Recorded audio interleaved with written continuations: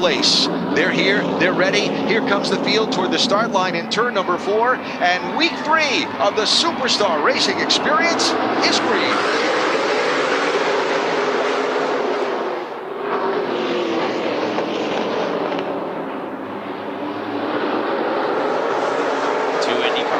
Absolutely battling it out already. You heard someone missed a shift already. It looked like Bobby Labonte, and he didn't get as good of a jump as he was hoping for. Marco Andretti takes the lead at lap 1.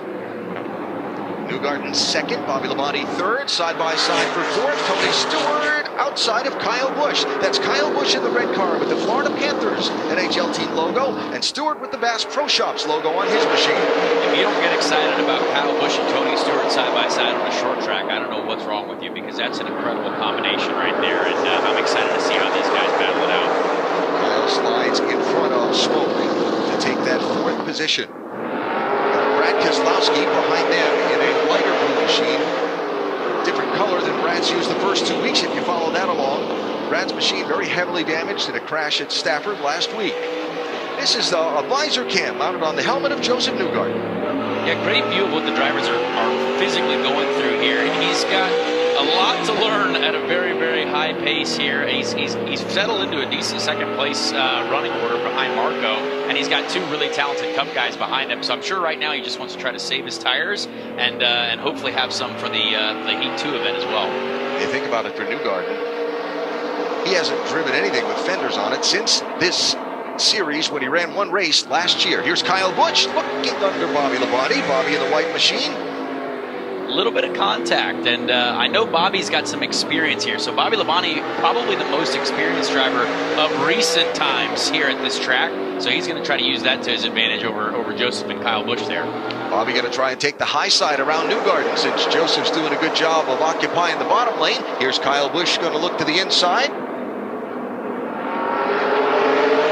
And if Bobby makes this work, that would be great, because if you can pass people on the high line, that means it's going to be a great night of racing for us. Yes, sir. Old-time friend here.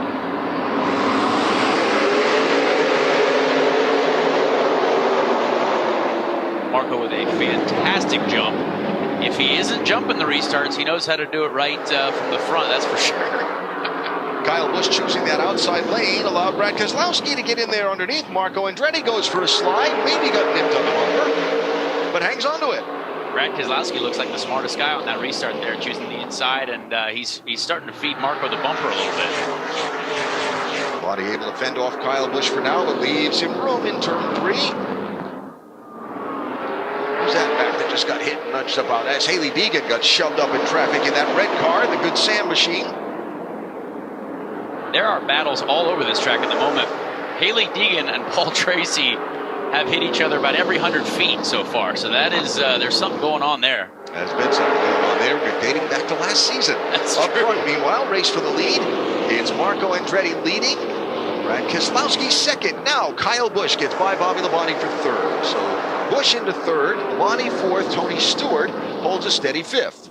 It's been a great race so far. A lot of positions are changing all across the field. And I've noticed that these Cup guys are starting to get a little bit lower in 1 and 2 and 3 and 4, almost using that white line. A couple of the guys that I talked to about this track said that there's actually a lot of grip on the actual apron, a little bit below that white line.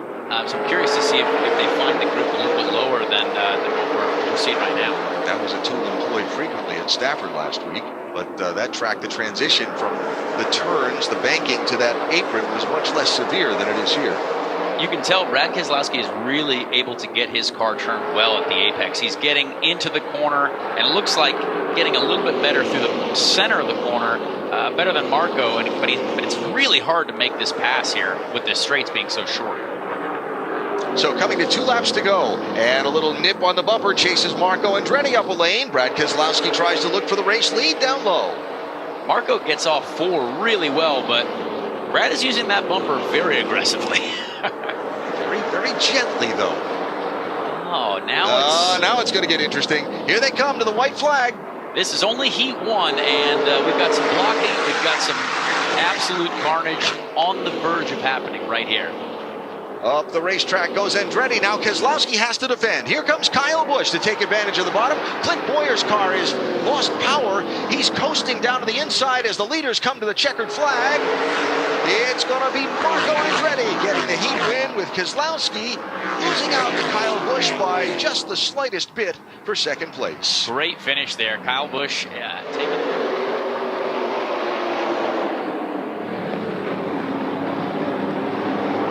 Clint Bowyer, one of the most entertaining human beings in the history of racing, battling for the lead right now. This is great to see him. Ryan Newman, it's fantastic. Newman outside of the South Point machine. Bowyer inside of the Goodyear car. And again, you see Bowyer get a little bit lower on that white line, trying to find grip. But man, Ryan Newman making that high line work is very impressive. You see how low the 07's going there. He found a lot of grip at the bottom of the racetrack there.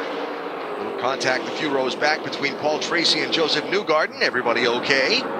No surprise there. Paul Tracy is now an elite athlete. He's lost about 100 pounds, it looks like, and still about as aggressive as ever. Look at Bowyer right down on the apron, trying to hang on over Newman. Now, we saw that Bowyer car coast almost to a stop on the last lap of the first heat. Matt, what happened?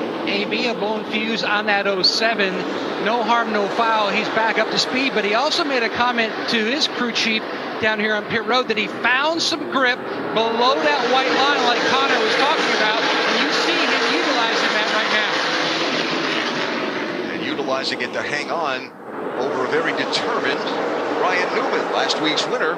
Newman finishes first and second in our two SRX main events this year. Absolutely, Ryan Newman's been strong, and I can promise you if there's one thing about a bunch of champion drivers, if Clint Bowyer's found that grip, a lot of those other guys and girls will find that as well. Ooh, contact ahead as Haley Deegan nudges Ken Schrader, but allows Schrader to straighten up. Here's Kyle Busch trying to pick his way forward.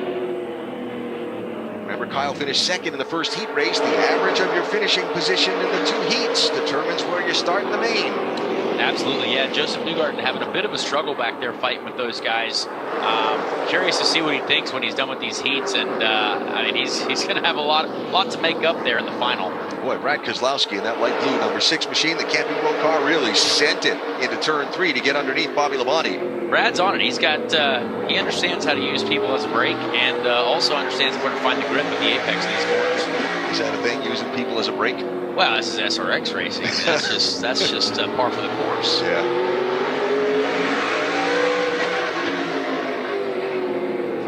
Clearly, he is being an athlete right now with a much higher heart rate than Ryan Newman, and Ryan Newman seems to be just casually having a nice Thursday evening. Save his athleticism.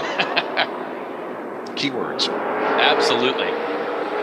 But you can see what's really interesting about these first two is that they've pulled away from the rest of the field. Normally when you're running side by side on a short oval, it's much easier for the guys behind to be on the optimum line and catch up. But these front two have a lot of pace. Washed a little wide there, but still uses that high lane to roll back up alongside Bowyer. And you can tell Ryan Newman is actually using more and more of the track on both ends. So that means he's trying to get the grip to that line to expand just a little bit. And if he can make that work, this is going to make for a great final, because a lot of the other guys are going to see that can work.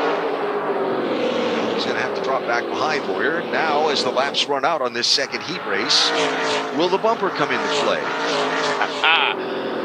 I mean, is the sky blue? Yeah, absolutely.